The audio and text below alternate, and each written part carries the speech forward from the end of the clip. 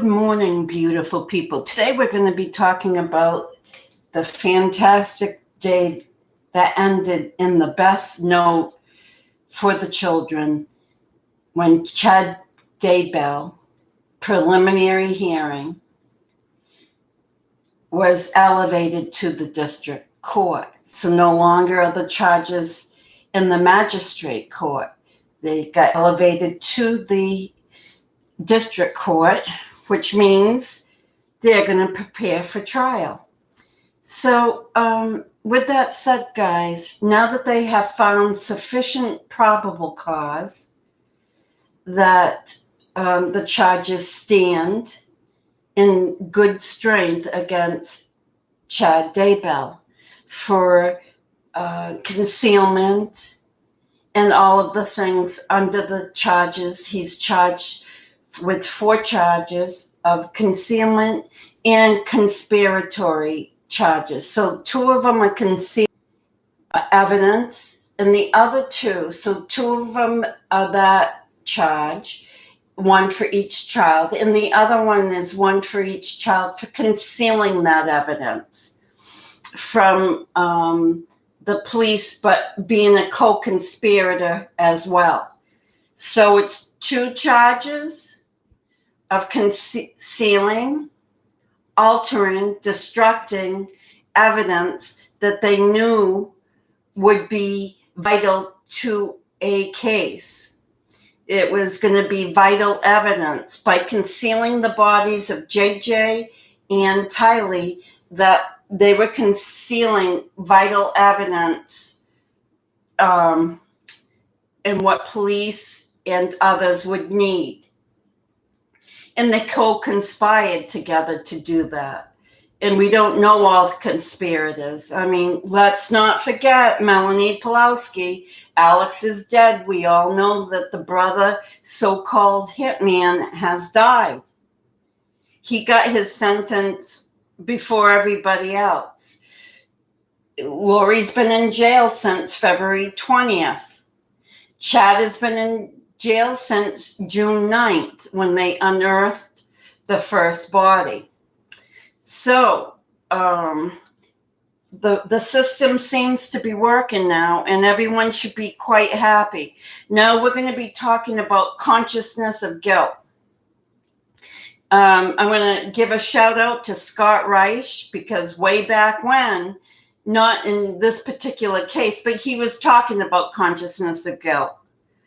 And how what they don't say, what the criminals don't say is consciousness of guilt. What they don't say, what a normal person might say. So I'm going to play the hearing between Chad and Lori having a phone conversation.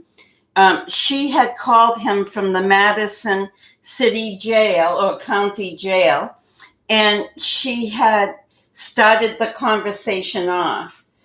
And this is the conversation. So bear with it. It is audio from the court.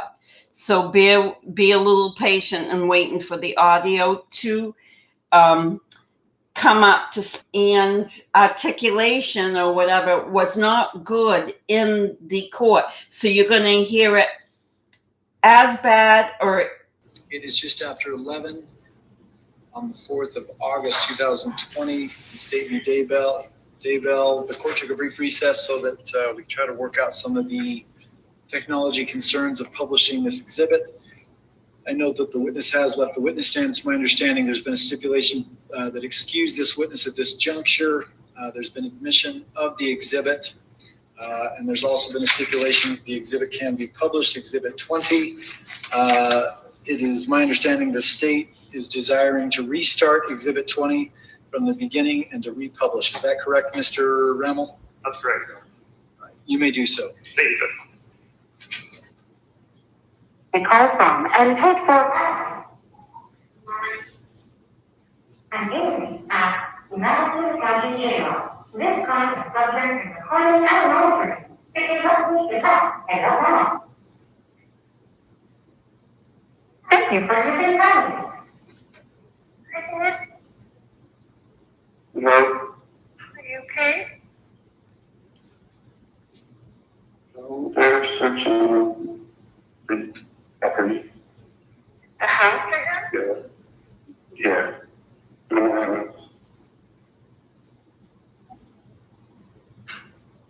So, Mark means will be talking to you. Okay.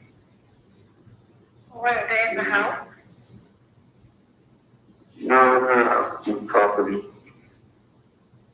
Are they seizing stuff? Again? They're searching.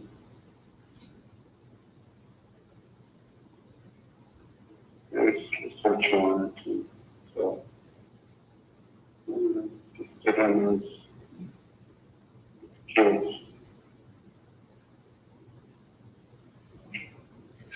Okay. Yeah. So you try to follow the call. Roger call. Yeah. So we'll see what transpires. Okay.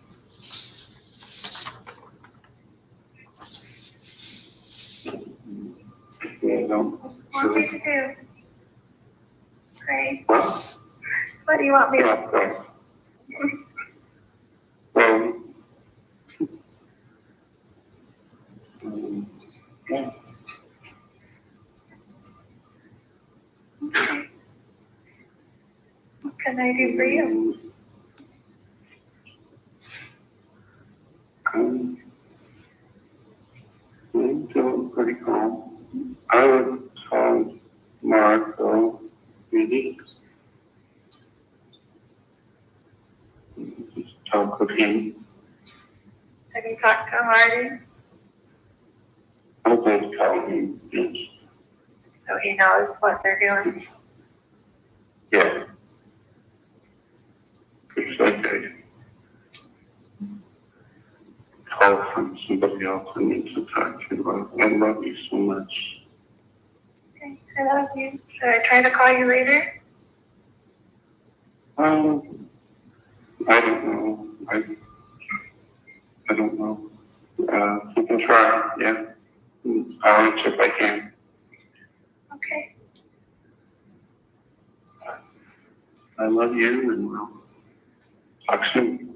Okay, baby. I love you. Okay. Love you. Good night.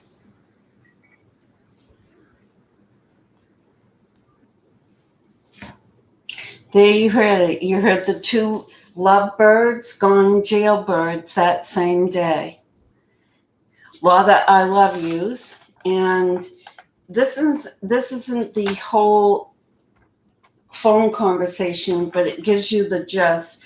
If it isn't clear on the video that I'm making right now, I'll read you what I wrote down, and it's almost complete, but not quite. Okay. Chad answers the phone. Hello. And she, in her 6-year-old voice, goes, "Are you okay?" And him and his feeling sorry for himself for burying the kids in his property, says this: They're searching now the property. The house right now? Yeah.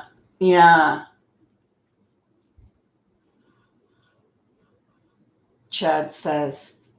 So Mark Means will be talking to you. Okay. Why, they are in the house? Are they seizing stuff? Again? Says Lori. Chad says, no, they are searching. They got a search warrant. We can't hear, for the kids. And then some more mumblings. Roger called me. Lori says. Chad says, I love you. I love you too. Lori says, what can I do for you in my 6-year-old voice? She doesn't say that, but I'm saying that. He says, I would call Mark Means. I call him and he knows what they are doing. Chad says to her, I love you so much. You can try. She says, should I call you back later? He says, oh, you can try. I'll answer if I can. Okay. I love you, she says. Chad says, I love you. So that's about the entire conversation between the two lovebirds gone jailbird. Hey, listen, this consciousness of guilt and all of this, and why am I saying this? Because if I wasn't guilty and my wife, if I was Chad and my wife was calling me, I would say, Lori, guess what they're doing? Those pain in the neck offices. They got the FBI here. They have an archaeologist here. They got the search team. They're digging up the property. They're making a mess of the yard. They're doing it again, Lori. Can you believe that? No, he doesn't respond to Lori like that. He responds like he's, dying. That's number one. He sounds like he's on his deathbed. He can barely articulate words. That's why we're having a hard time hearing words, because he's only feeling about himself. No thought about those children that were laying in his yard, that as well as I do, that Lori, him and Alex put in his property. Then he says, they are searching now the property, and he can really get the words out. He can't get them out.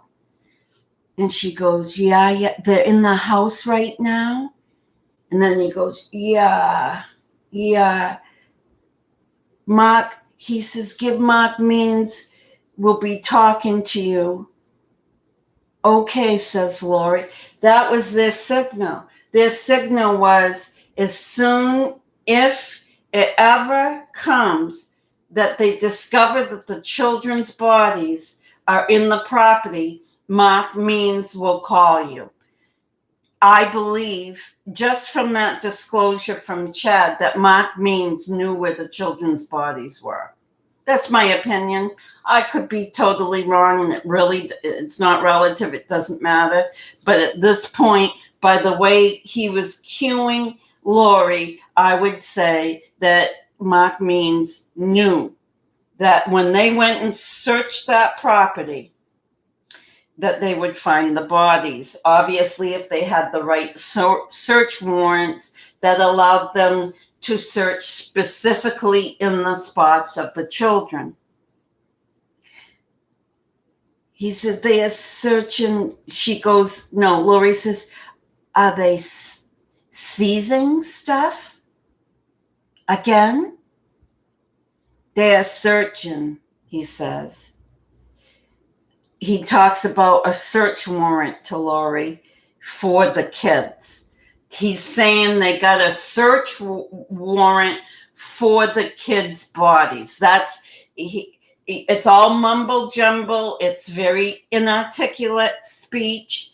And it obviously in the regular court, they can take that and the experts can decipher exactly what those words were.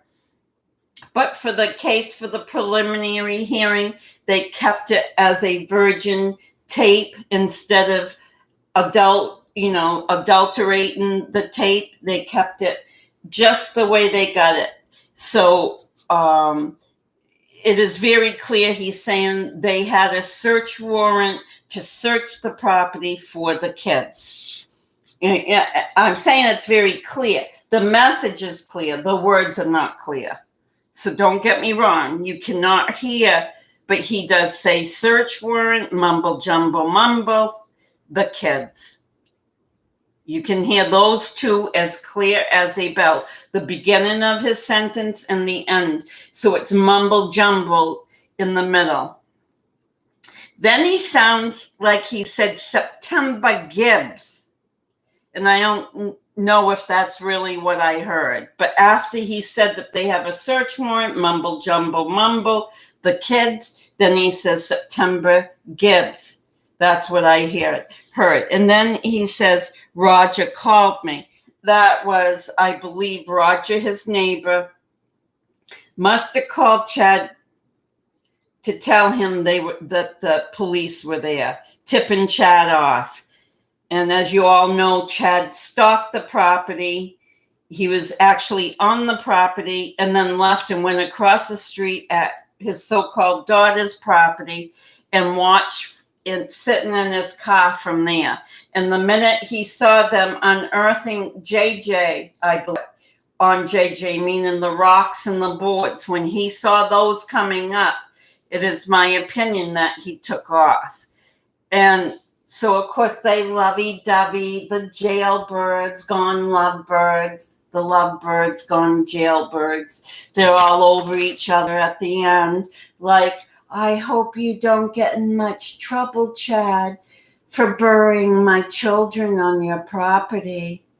Oh, I hope no. I love you, Chad.